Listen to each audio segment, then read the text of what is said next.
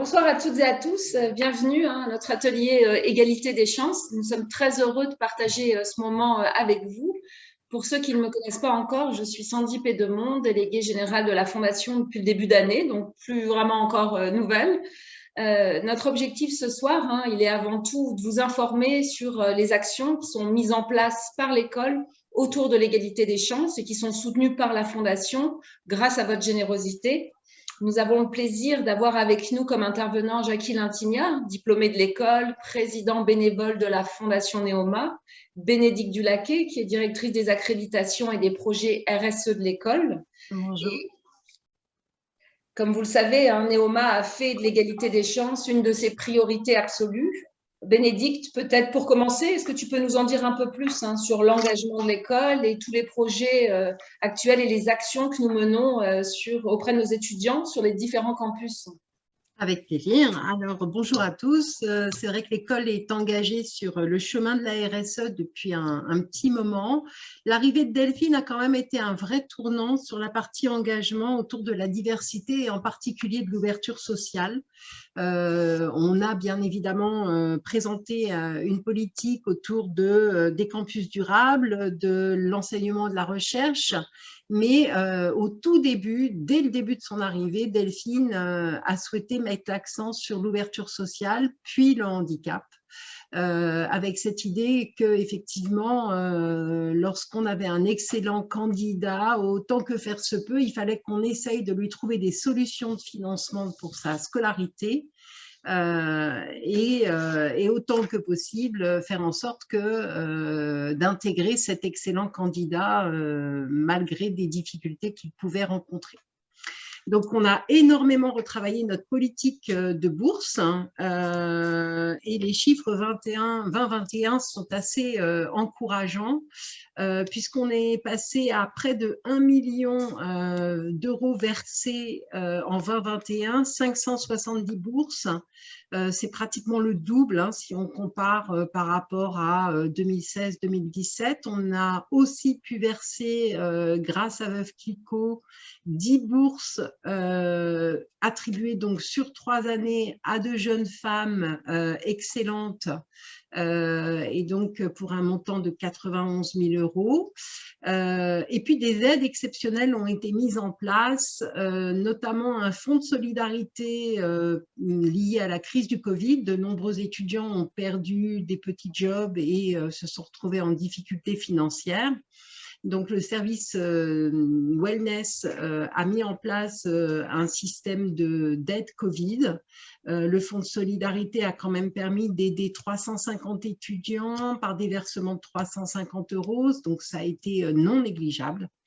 Et puis, des aides exceptionnelles. 2 commissions ont été réalisées, ont pu permettre le versement de 51 000 euros à 22 étudiants. Donc là, encore une fois, des chiffres qui sont très encourageants. Voilà, c'est la première fois qu'on dépasse le million, donc c'est à noter quand même en une année. C'est donc une très belle performance. Non seulement il faut pouvoir accompagner les étudiants au moment de leur arrivée dans l'école, mais nous travaillons aussi beaucoup sur l'ouverture sociale en amont avec les cordées de la réussite. Donc, les cordées de la réussite, c'est une démarche qui n'est pas récente à Neoma, elle a plus de 13 années. Chaque année, c'est plus de 200 étudiants qui accompagnent 450 collégiens et lycéens. Nous sommes tête de cordée, à la fois sur Reims et à la fois sur Rouen.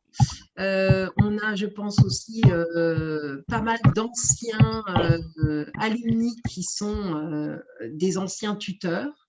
Et c'est vrai qu'il y a 3 axes, l'ouverture culturelle, le développement des compétences et des clés de comportement, et puis l'ouverture au monde de l'entreprise et au métier. Ça, c'est quelque chose sur lequel nous sommes fortement encouragés par nos régions, par nos rectorats. Et c'est quelque chose qui a évolué de façon très positive. On a des étudiants qui sont restés très engagés l'année passée, qui ont continué à organiser des ateliers, même avec le Covid.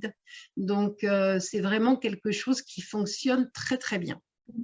Et puis le deuxième volet sur lequel on a pas mal avancé, qui a d'ailleurs une cordée spécifique, une cordée par-delà le handicap, réussir dans l'enseignement supérieur, une cordée phare, c'est le handicap. Sur le handicap, on a un nombre d'étudiants un peu moindre, hein. Autant on a 1400 étudiants boursiers, on a plutôt 120 étudiants déclarés. Et je dis bien déclarés parce qu'on sait aussi que de nombreux étudiants ne se déclarent pas. Essentiellement avec des troubles du langage, des maladies invalidantes et des troubles psychiques, mais qui pour autant réalisent une scolarité fortement accompagnée par 3 référents du centre wellness et par des relais dans le service mobilité pour leur départ international, et des relais aussi au niveau du talent et carrière qui vont les accompagner dans la construction de leur projet professionnel. Et grâce à la fois les référents wellness et à la fois les référents, les relais handicap du talent et carrière, on organise donc des événements, le duo D, des concours, des escape games et des cordées handi management, grâce aussi au support de Céline et Virginie, hein, les chargées de mission diversité et environnement qui sont là. Sur nos campus. Donc, l'idée étant de sensibiliser le plus possible au handicap parce que nos futurs étudiants doivent pouvoir prendre conscience en tant que futurs managers de la nécessité d'inclusion des personnes en situation de handicap dans leurs équipes. Voilà un petit peu la liste de toutes nos actions. Merci Bénédicte. J'ai une petite question pour toi. Est-ce que tu peux expliquer peut-être rapidement comment se fait l'attribution des bourses à l'école? On sait que nous avons des étudiants qui arrivent et qui sont boursiers du Crous. Est-ce que tu peux expliquer un petit peu quelles sont les modalités finalement de partage de ces bourses que l'école, la fondation attribue en plus? Alors, on a revu un petit peu le processus parce qu'on s'est aussi pas mal aligné à ce que faisaient nos concurrents. L'idée étant qu'on puisse prendre une décision de façon très rapide et donner de la visibilité le plus en amont possible sur le montant que percevra un étudiant avant de rejoindre l'école. Donc, on a travaillé sur ça il y a un petit peu plus de 2 ans. On a établi une grille qui permet de voir, en fonction de l'échelon de bourse, quel est le montant des cotes qui sera réalisé par rapport aux frais de scolarité. Donc, c'est le service de Mathieu Lucas qui gère ça. Et qui, en fait, demande à l'étudiant de fournir son niveau d'échelon. Et puis, sur la base de ce niveau d'échelon et en fonction de l'appartenance à une année de programme éligible, l'étudiant va recevoir une bourse de tel montant. Et il le sait automatiquement. Donc, les années éligibles, en fait, ce sont les années hors apprentissage et ce sont aussi les années pour lesquelles l'étudiant n'a pas redoublé. Hein, donc, il y a quand même une certaine notion d'excellence. Un étudiant peut rester boursier, mais voilà. Est-ce que c'est plus clair? Oui, Bénédicte, c'est important de partager ces éléments d'information. Est-ce que tu peux peut-être aussi nous toucher un mot sur ce contexte Covid qui a été très violent pour les étudiants, notamment les étudiants qui étaient déjà en difficulté financière. Est-ce que tu peux nous dire un peu ce qu'on a ressenti nous finalement à l'école et puis l'évolution des demandes des étudiants pour des aides exceptionnelles? Alors, le Covid a été ressenti, l'effet Covid a été ressenti assez fortement et très rapidement. C'est vrai que ce qui s'est passé, ce sont surtout l'absence la perte de petits jobs qui a déclenché une grande détresse sur un certain nombre d'étudiants. Donc, bien évidemment, l'école était fermée, donc on n'a pas pu fournir et compenser, par exemple, en donnant des activités, des petits jobs étudiants nous-mêmes à Neoma. C'est pour ça que c'est constitué, cette aide Covid a été mise en place. Les demandes, les étudiants qui se retournaient vers le wellness en faisant part de difficultés financières ont pu constituer des dossiers. Et c'est vrai que très rapidement, l'idée a été de fournir un montant standard. Et du coup, il y a eu un certain nombre de commissions qui étaient organisées chaque mois afin d'examiner les différentes nouvelles demandes qui pouvaient arriver. Donc, des demandes qui ont eu lieu en 19-20 et en 20-21, hein, puisqu'on a eu 2 périodes assez compliquées. Voilà.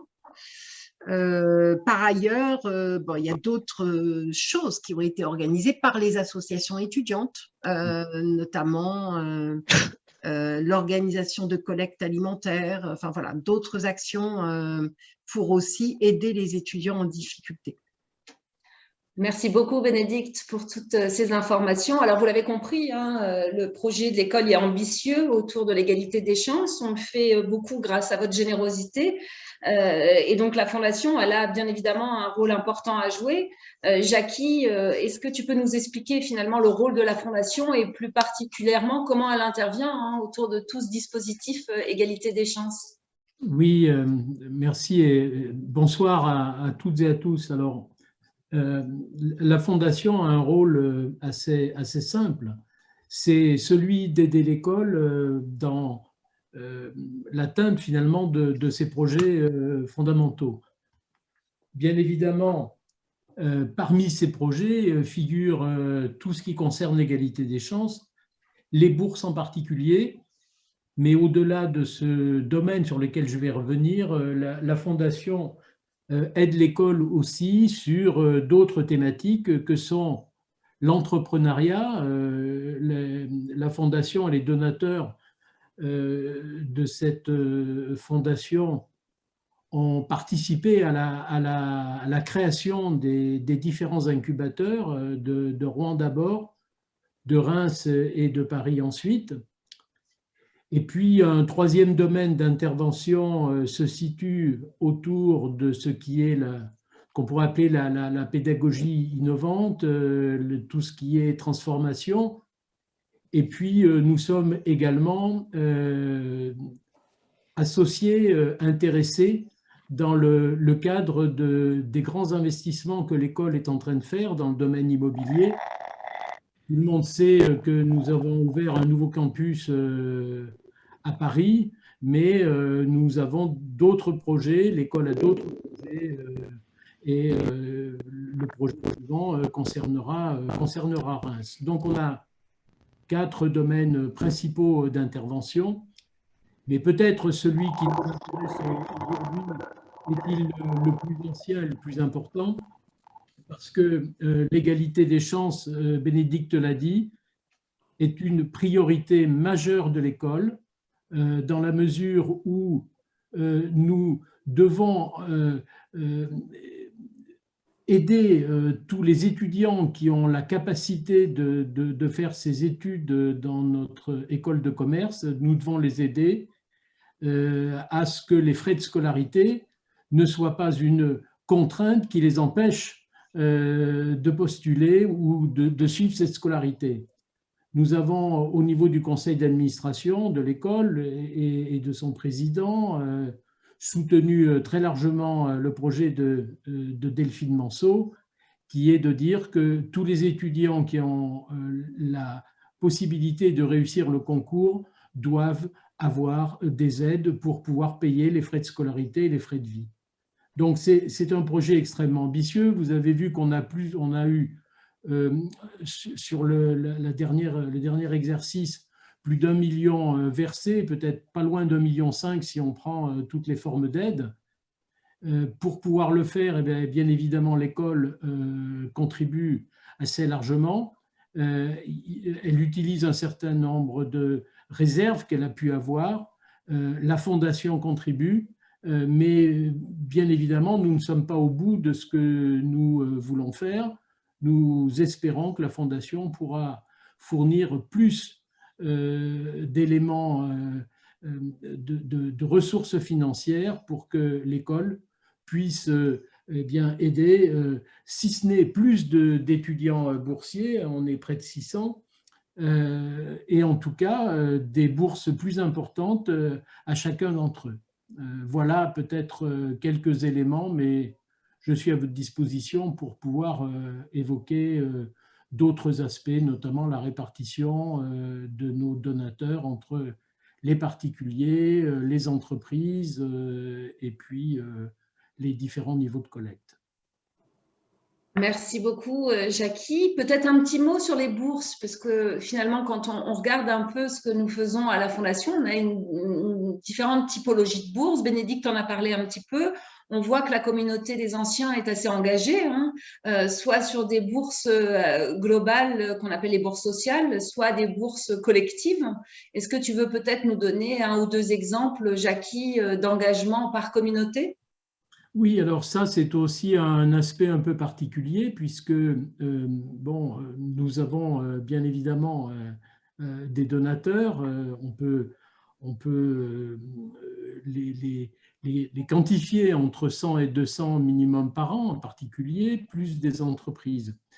Mais ce que nous essayons également de faire, c'est de dynamiser des communautés de diplômés qui, par un intérêt qu'ils ont pu avoir lorsqu'ils étaient étudiants ou qu'ils ont encore, eh bien, décident de pouvoir contribuer à des bourses. Bon, je pense que, je ne sais pas si Vincent Fontaine est parmi les participants. Est-ce que Faustine peut me renseigner? Non, Vincent vient de m'envoyer un message, il ne peut pas nous rejoindre, mais Frédéric est là. Ah ben alors Frédéric, peut-être peut-il dire un mot et présenter l'ONU et puis la contribution que l'ONU eh bien, fait maintenant de façon régulière chaque année. Et cette année, nous espérons presque doubler la collecte, mais nous ne sommes pas encore tout à fait à l'objectif. Oui, bonsoir à tous. Donc Frédéric, moi je suis diplômé promo 2010 et j'accompagne Vincent Fontaine justement au travers de cette association qu'on appelle Old Neoma United, qui est le club rugby des diplômés de Rouen, mais également qu'on a ouvert à Reims et Paris. Et depuis maintenant 3 ans, je crois, on verse chaque année une à plusieurs bourses à des étudiants méritants, avec des critères sociaux qui les rendent éligibles, mais également sportifs. Et donc, on arrive à dynamiser justement ce club des rugbyman anciens diplômés. De mémoire, l'année dernière, on avait recueilli 6 500 €. Et aujourd'hui, si je ne dis pas de bêtises, on doit être à 9 500 en attendant les dernières validations, puisque certaines opérations n'ont pas pu passer par la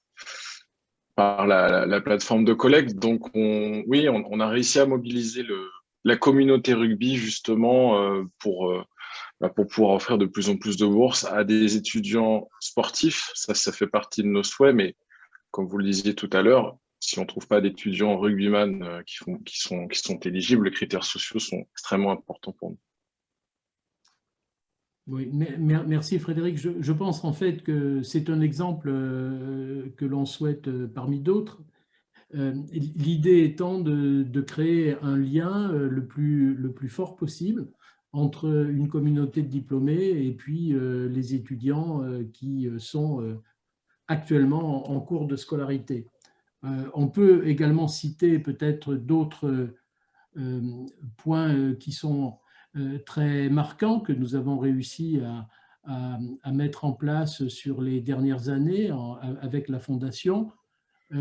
Et je pense qu'à ce titre-là, nous pourrons avoir l'intervention de M. Saltiel, mais je dirais peut-être un mot juste au préalable, à moins que Sandy, tu puisses le faire concernant les bourses Veuve Clicquot. Oui, Jackie, alors Bénédicte en a parlé un petit peu en amont, mais en effet, on a ce beau partenariat qui a été signé récemment avec la Maison Veuve Clicquot, avec un fort engagement sociétal qui s'inscrit dans le temps sur 3 ans et avec cette belle maison qui est menée par Jean-Marc Gallo, qui est un diplômé de l'école et qui accompagne 10 étudiantes pendant l'intégralité de leur scolarité en prenant en charge l'intégralité de leurs frais de scolarité. Ce sont des étudiantes qui n'auraient pas pu mener à terme leurs études à Neoma sans l'aide de ce mécène entreprise. Et donc ça, c'est une des actions que nous essayons bien évidemment de dupliquer à la Fondation en travaillant avec nos amis entreprises. Et Eric parlera tout à l'heure pour la Caisse d'épargne Grand Est qui nous accompagne aussi. Un grand merci, Jackie, pour ton intervention. Et justement, là, ce soir, on a de la chance puisque nous avons 2 jeunes étudiants avec nous qui sont bénéficiaires également de ces bourses qui leur ont permis finalement d'avoir une scolarité normale et facilitée. Donc, nous avons Constance et Théo qui sont avec nous ce soir et je vais les laisser se présenter. Bonjour à tous et à toutes. Je m'appelle Théo Guenry, j'ai intégré Neoma Business School l'année dernière en pré-master après 2 ans de classe préparatoire ECE au lycée Chateaubriand à Rennes. Et maintenant, je suis actuellement en master 1 à Neoma dans un parcours GARP, donc centré sur la finance. Constance, je te laisse prendre la suite. Bonjour à tous, moi je suis Constance Créquillion, je suis en première année de master en TEMA, en spécialisation supply chain. Donc je suis arrivée à Neoma juste après mon bac, et donc ça fait 4 ans que je suis à Neoma. J'ai fait un stage de 6 mois en marketing et communication, et maintenant je vais faire un stage en supply chain chez Mondelez International à partir de janvier. Et je suis boursière, j'ai les bourses sociales, donc une réduction sur mes années à Neoma. Et j'ai aussi bénéficié de la bourse de l'ONU. Donc merci à Frédéric et toute l'équipe. Une sportive donc, Constance. Nous Oui, étions c'est ça. très heureux de pouvoir attribuer une bourse à une étudiante rugbywoman. C'était un grand plaisir de faire cette première, de pouvoir fournir cette première bourse. Oui. Merci beaucoup. Théo, Constance, vous avez eu bien évidemment la chance de pouvoir bénéficier d'une bourse. Comment se serait passée votre scolarité s'il n'y avait pas eu finalement ce petit coup de pouce de l'école via la Fondation? Si je peux commencer, moi, de mon côté, je ne sais pas si j'aurais intégré tout simplement Neoma Business School. Si j'avais pas eu ces aides, on sait que les frais de scolarité sont quand même de plus en plus élevés, que ce soit à Neoma ou dans toute autre école. Les frais ne font qu'augmenter d'année en année. Et c'est vrai que de savoir qu'on va faire un prêt étudiant, donc qui représente en général entre 40 et 60 000 euros pour les étudiants, sans être encore diplômé, c'est des choses qui font relativement peur quand on sort d'un bac ou d'une prépa. Et se savoir aider, que ce soit par des entreprises ou par des donateurs, c'est assez rassurant en soi. Et parce que sinon, on se retrouve vite à faire le choix entre intégrer une école de commerce, donc là, du coup, Neoma, enfin, l'école pour laquelle on a passé nos concours en classe préparatoire, etc., au prix de sûrement quelques privations, que ce soit dans la vie personnelle, la vie étudiante, ou faire le choix d'un autre parcours moins coûteux, mais du coup, pas celui pour lequel on a travaillé pendant nos années de prépa ou de lycée, etc. Merci Théo. Et vous, Constance, la rugby woman, je ne sais pas si vous êtes là comme ça, mais je reprends l'appellation de Jackie. Qu'est-ce que ça vous a permis de faire finalement en plus, ou en tout cas, quel a été l'impact de ces bourses pour vous? Moi, quand je suis arrivée en première année, il n'y avait pas encore les bourses sur le système d'aujourd'hui, donc avec des réductions sur les années. Donc, j'ai fait un prêt étudiant dès la première année, et ça m'a vraiment rassurée en deuxième année quand j'ai su qu'il y avait des aides, parce que vraiment, j'ai un échelon assez élevé dans les bourses, et ça a vraiment fait une grosse réduction sur mes années. Et en plus, l'année de l'ONU, en plus, la bourse de l'ONU m'a encore plus aidée, et ça m'enlève un poids sur les épaules pour mes remboursements mensuels à la sortie de l'école. Merci Constance, merci à tous les deux. Alors, pour continuer un peu, on vient d'avoir 2 témoignages probants de jeunes étudiants. Nous avons aussi la chance ce soir d'avoir avec nous des donateurs particuliers, donateurs entreprises, et notamment Eric Saltiel, hein, que nous sommes allés voir d'ailleurs il n'y a pas longtemps à Strasbourg. Eric, on est ravis de vous avoir avec nous, qui est membre du directoire de la Caisse d'épargne Grand Est, qui est un grand partenaire de Neoma depuis très longtemps, et qui nous accompagne sur cet enjeu des bourses. Et puis, nous avons également Alexandre Barito, qui lui est un diplômé de l'école et qui donne à titre particulier. Eric, peut-être, est-ce que vous pouvez nous dire pourquoi finalement vous êtes engagé sur cette cause précise auprès de l'école depuis déjà plusieurs années? Alors, bonsoir à tous et à tous, et en particulier peut-être un petit salut à Théo, puisque j'ai eu l'occasion la semaine dernière d'échanger avec lui. Donc effectivement, alors je pense que Sandy, comme vous le dites, c'est vrai que l'engagement de la Caisse d'épargne Grand Est Europe auprès de Neoma est déjà une histoire qui s'inscrit dans la durée, hein, effectivement, et je pense que ce type d'engagement doit s'inscrire dans la durée. Alors, j'irai 2 points essentiels pour la Caisse d'épargne Grand Est Europe. Le premier, c'est vraiment le fait de contribuer, d'accompagner, évidemment avec d'autres, et plus on sera nombreux, mieux ça sera, auprès de jeunes étudiants, hein, et de jeunes d'une manière générale. On a beaucoup d'actions auprès des jeunes parce que c'est l'avenir de notre pays, et je pense qu'une entreprise, elle doit contribuer à son environnement, et en particulier construire l'avenir. Et l'avenir se fait pour moi en particulier auprès des jeunes. Et une autre illustration, on travaille beaucoup sur l'alternance, sur l'insertion des jeunes sous différentes formes, et effectivement le fait de contribuer je dirais aux études de jeunes étudiants de Neoma, effectivement, est une illustration et une de nos actions. Et c'est un point important. L'autre élément qu'il faut avoir en tête, au-delà des jeunes, même si on a une attention toute particulière évidemment pour les jeunes, comme je viens de le préciser, c'est que la Caisse d'épargne Grand Est Europe, on va dire dans son histoire, dans son ADN, hein, vous y avez fait référence tout à l'heure à ce que fait Neoma en matière de RSE. Bah, il faut dire que ça fait très longtemps dans l'histoire de la Caisse d'épargne que la RSE fait partie de son histoire, puisque effectivement nous sommes une banque, mais comme je le dis assez souvent, on est plus qu'une banque, c'est-à-dire qu'on a un vrai rôle au travers de notre fondation ou de notre fonds de dotation.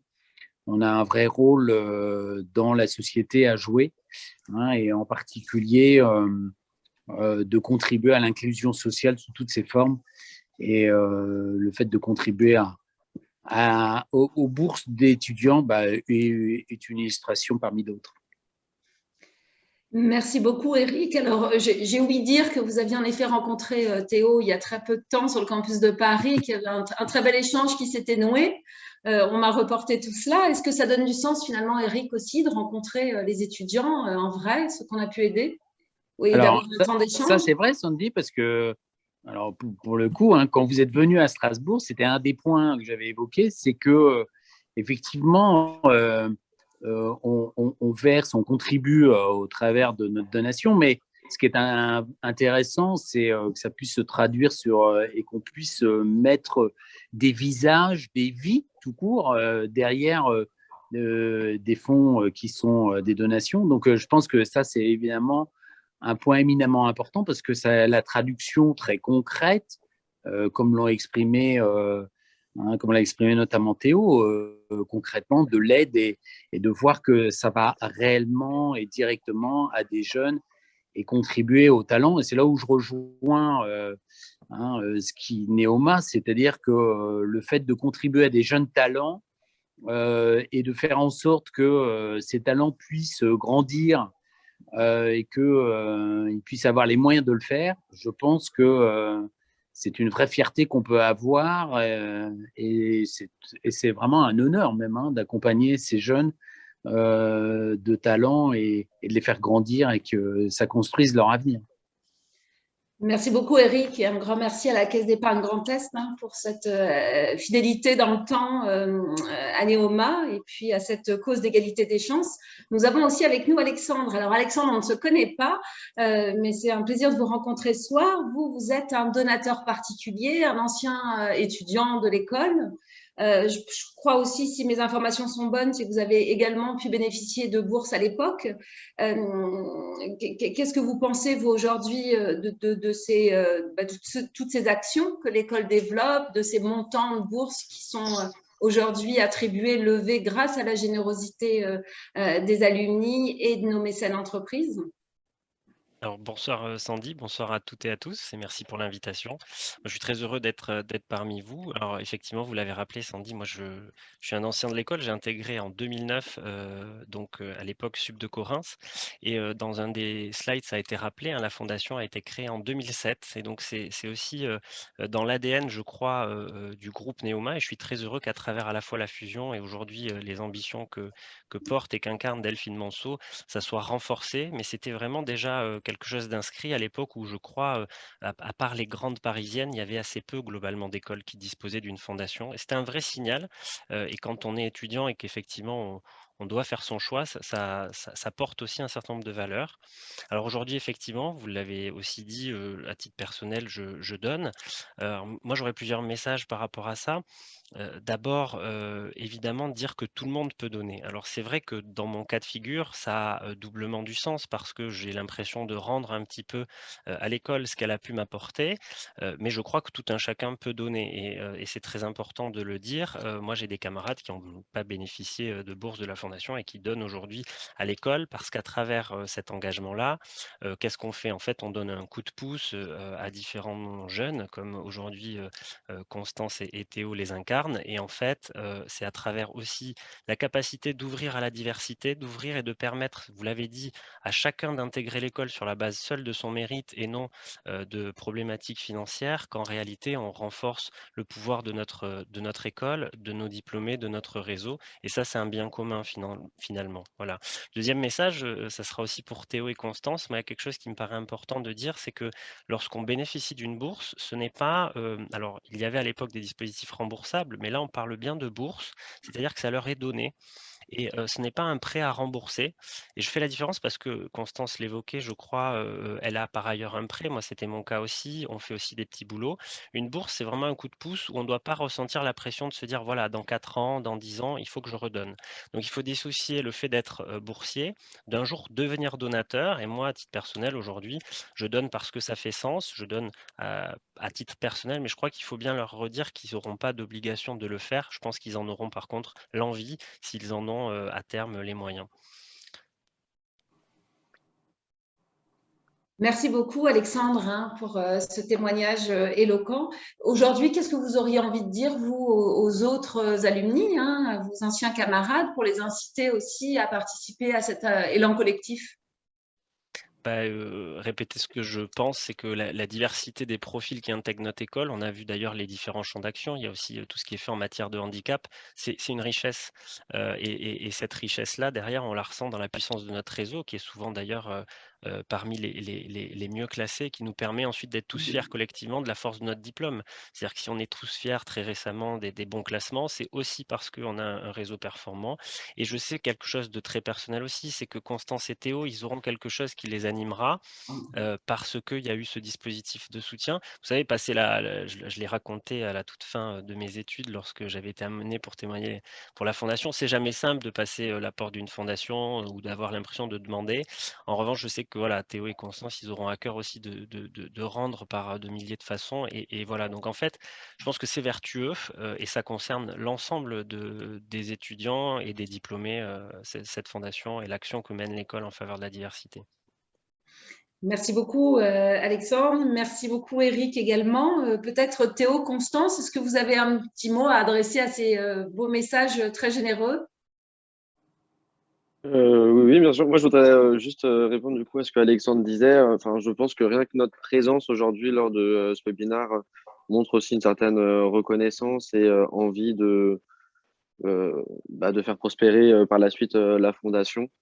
Et plus personnellement, voilà, je voulais remercier toutes les personnes qui travaillent au sein de la fondation pour le travail qu'ils fournissent et l'aide qu'ils apportent aux étudiants directement par leur implication justement dans tout ce qu'ils font, et puis plus généralement tous les donateurs qui participent à faire prospérer cette fondation et à nous aider, nous, en tant qu'étudiants, à faire les études qu'on a envie de faire. Merci beaucoup, Théo. Et moi, je tenais aussi à vous remercier parce que c'est grâce à vous qu'on peut financer nos études et avoir la chance d'aller dans une grande école comme Neoma. Donc, j'espère que vous pourrez donner encore plus de bourses et que plus d'étudiants boursiers pourront venir à Neoma, parce que je ne sais pas combien on est d'étudiants boursiers, mais il me semble qu'on n'est pas… Enfin, moi, j'en connais pas énormément. Donc, j'espère qu'on pourra être plus nombreux par la suite. Peut-être on peut rappeler, on a présenté les chiffres, il y a près de 600 étudiants boursiers à Neoma. De la fondation. Pardon? Oui, boursiers de la fondation, boursiers Neoma, ouais. Parce qu'il y a 1400 étudiants boursiers, en fait. D'accord. Ok. Parce que dans mon entourage, peut-être que je ne le sais pas, mais j'en connais pas beaucoup à Neoma qui sont boursiers. Alors, il y a aussi quelque chose, Constance, c'est qu'il y a une grande discrétion un peu autour de ça. Oui. Donc, on communique peu. C'est aussi un enjeu pour nous d'aller identifier des étudiants qui veulent bien prendre la parole, parce que c'est important aussi de parler, d'expliquer un peu ce qu'on vit, comment on peut vous aider. Et donc, c'est vrai que c'est plutôt un phénomène assez commun, que les étudiants qui bénéficient de bourses restent assez discrets. D'accord, ok. Voilà. En tout cas, un grand merci à vous tous. Nous approchons de la fin de cette rencontre. Jackie, Bénédicte, est-ce que vous avez un petit mot de la fin avant de passer à d'éventuelles questions-réponses? Oui, peut-être rebondir un peu sur les interventions d'Éric et d'Alexandre. Je pense qu'on a entendu des mots importants, notamment celui de sens. Et je crois que donner, contribuer à ce que des étudiants méritants et en difficulté peut-être de pouvoir assumer l'ampleur des coûts, des frais de scolarité et des frais de vie, eh bien, avoir cette action, effectivement, donne du sens. Pour certains, ça peut être de redonner ce dont on a pu bénéficier.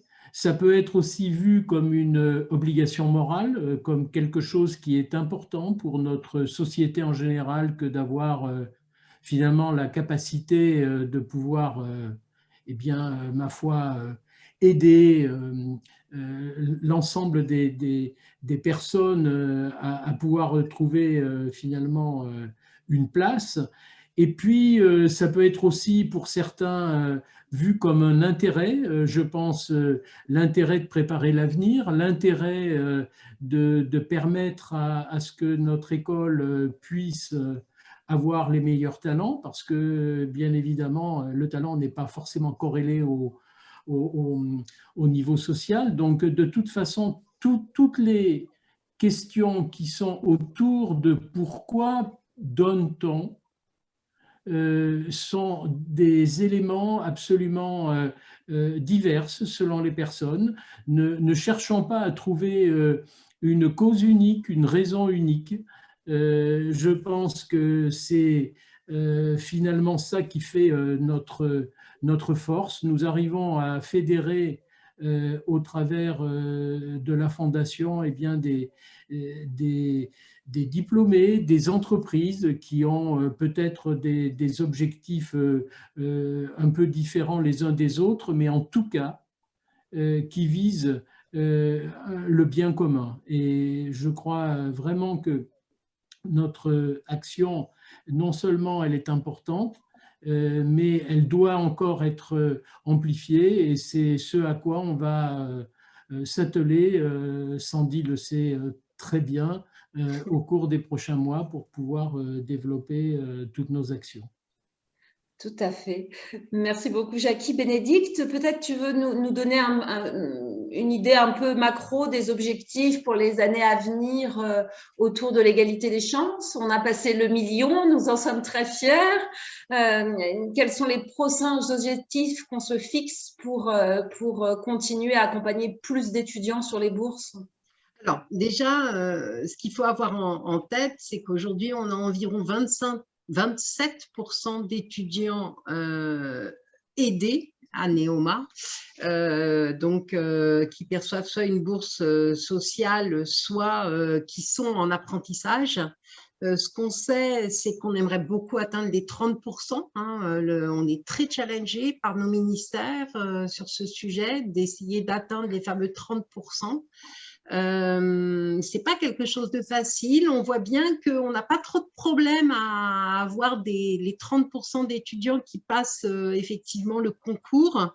La vraie question, c'est ensuite faire en sorte qu'ils intègrent Neoma et que cette question de ça va me coûter combien et combien je vais devoir emprunter, ils puissent très rapidement, en tout cas, essayer de laisser ça de côté. Donc, c'est vrai que cette visibilité, voilà, nous, aujourd'hui, sur les 1400, on peut en aider à peu près, voilà, 600, ce qui est déjà une très belle performance. Mais c'est vrai qu'à terme, on aurait beaucoup aimé pouvoir aider la totalité ou en tout cas au moins 1000 étudiants sur les 1400. C'est très important, effectivement, ils le valent bien. Enfin, je veux dire, je pense que Constance et Théo et tous ceux qui sont aidés souvent ont d'excellents résultats académiques et c'est leur enlever un poids. Donc voilà, viser ces 1000 étudiants aidés, ça serait vraiment un objectif important après avoir dépassé le million.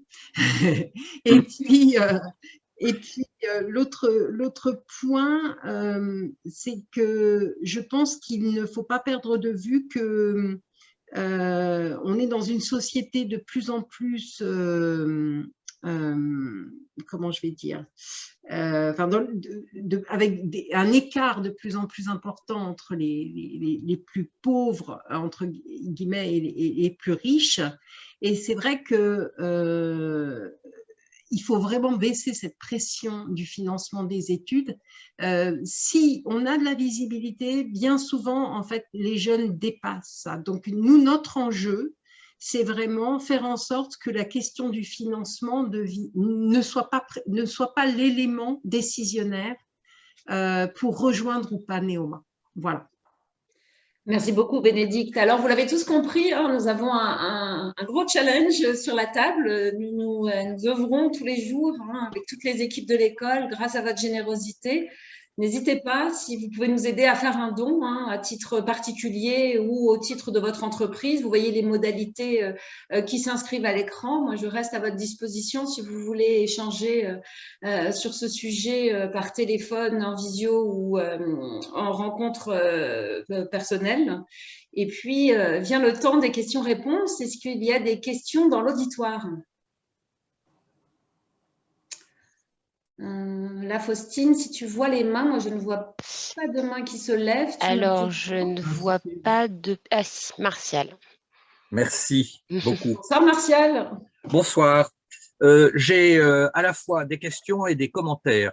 La première question, ça porte sur la répartition du budget de la Fondation que Jackie nous a présenté en disant que la Fondation avait 4 axes: l'égalité des chances, l'entrepreneuriat, la transformation et l'excellence académique.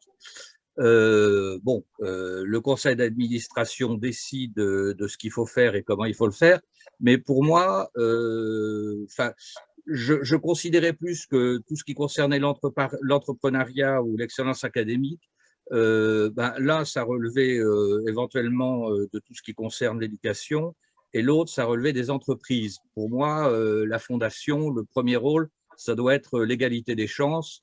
Enfin, en tout cas, pour le donateur que je suis, c'est avant tout pour l'égalité des chances.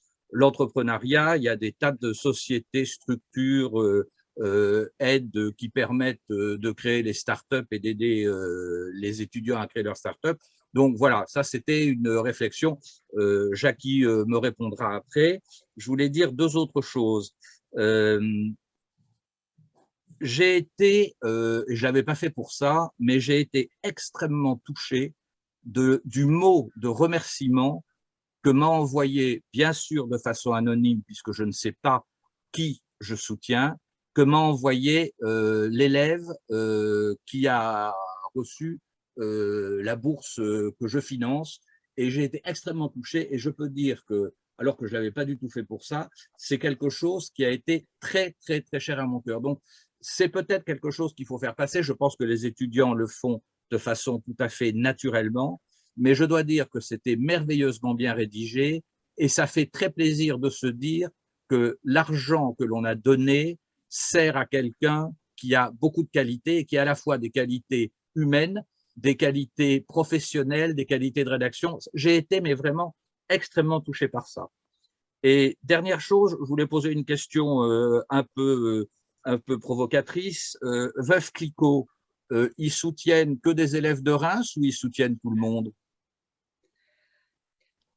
Alors, Jackie, je ne sais pas quelle question tu veux prendre. Je vais répondre sur les deux premières questions, et puis je répondrai également sur Veuve Clicquot. Alors, tout d'abord, effectivement, je suis complètement en phase avec Martial. Probablement, ce qui est le plus naturel quand on se pose la question d'aider une école dans laquelle on a fait ses études, c'est l'égalité des chances et les bourses. Donc, c'est bien évidemment pour les donateurs particuliers la première rubrique, et je pense qu'il faut que Martial soit bien rassuré, c'est celle qui a le plus finalement de succès auprès des donateurs particuliers. Alors pourquoi la Fondation aide aussi l'entrepreneuriat et la recherche académique? Alors, l'entrepreneuriat, je vais en parler en connaissance de cause, parce que j'étais un des trois entre guillemets fondateurs du premier incubateur à Rouen, avec Ilan Benaïm et Didier Topin. Et pourquoi avons-nous fait ça?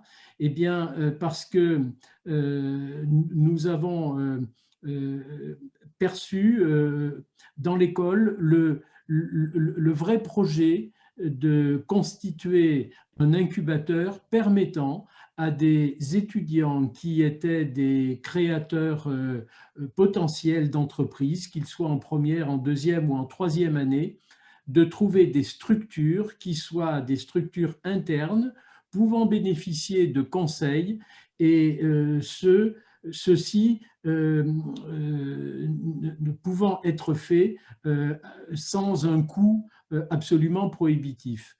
D'autre part, même s'il y a des structures à côté qui peuvent les aider, et bien évidemment ils en bénéficient, mais cet incubateur, c'était une façon d'amorcer finalement cette démarche entrepreneuriale forte dans chacune de nos écoles.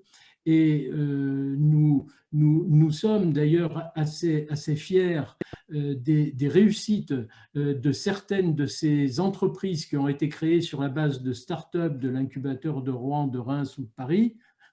Certaines sont devenues des grandes entreprises qui sont connues par leur réussite économique.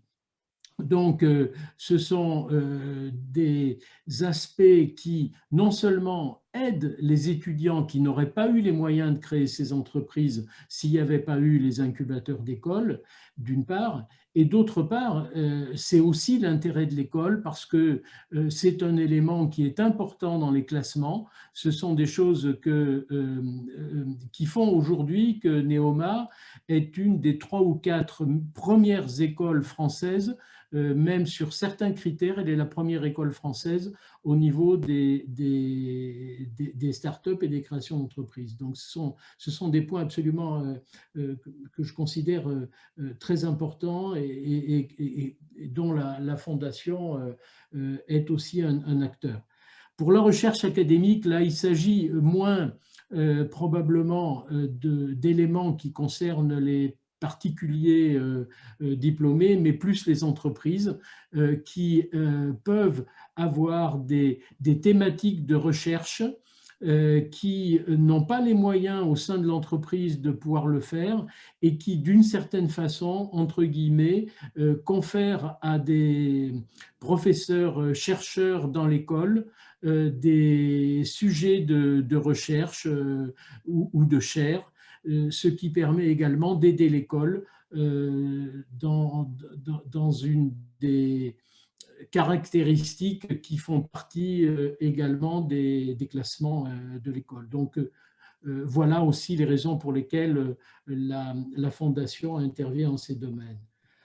En ce qui concerne Veuve Clicquot, une particularité mise en avant par Jean-Marc Gallo, faut le souligner, c'est pas le fait du champagne, c'est pas le fait de Reims, mais c'est que Veuve Clicquot était une entreprise dont, comme son nom l'indique, la direction et la présidence a été assumée par une dame, et si on l'appelle Veuve Clicquot, c'était uniquement pour rappeler qu'au XIXe siècle, eh bien, les femmes n'avaient pas la possibilité d'être dirigeantes d'entreprise, sauf si elles étaient la veuve de l'ancien dirigeant. Et c'est la raison pour laquelle Veuve Clicquot est assez emblématique de l'émancipation et d'une certaine façon du rôle de dirigeant et de chef d'entreprise des femmes. Donc voilà, c'était une forme de clin d'œil. Ce sont 10 étudiantes qui ont bénéficié de cette bourse, mais de mémoire, elles ne sont pas toutes de Reims. Enfin, je n'ai plus leurs caractéristiques en tête, mais ce n'était pas le sujet de Reims. Non, mais d'accord, mais non, c'était parce que bon, les anciens de Rouen se rappellent au bon souvenir. Non, je confirme. Et puis alors, Veuve Clicquot a fait quelque chose d'intéressant, c'est qu'ils ont doublé les bourses d'un système de mentorat pour aller plus loin. Donc, chacune des bénéficiaires a un mentor qui est interne au groupe et qui va les accompagner à raison de 2 ou 3 temps d'échange par an et qui pourra, pour le coup, répondre à leurs interrogations, donner des conseils sur de l'orientation, des conseils carrière et autres. Et donc là, ça devient un dispositif qui est vraiment très, très intéressant pour souvent des jeunes étudiants qui n'ont pas accès à un réseau social très développé, à un environnement socio-économique qui permet d'accéder à des stages ou autres. Donc, c'est quand même un modèle de réussite qu'on aimerait bien aussi beaucoup pouvoir répéter. Voilà, Martial, j'espère que nous avons répondu à vos questions. Super. Et merci encore pour votre générosité, Martial. Je ne sais pas s'il y a d'autres petites mains levées, je ne les vois pas. Faustine, est-ce que tu vois des mains? Non, je ne vois pas de mains. Tu ne vois pas de mains. Bon. Alors, on va s'en arrêter pour aujourd'hui. Voilà. Un grand merci à toutes et à tous pour votre temps ce soir, votre présence, l'intérêt que vous portez à l'égalité des chances à Neoma. Merci aux intervenants, merci aux témoignages. Et puis, on se retrouve très bientôt, quand vous le voulez, à la Fondation Neoma. Merci, et on vous souhaite une belle fin d'année. Merci, Sandy.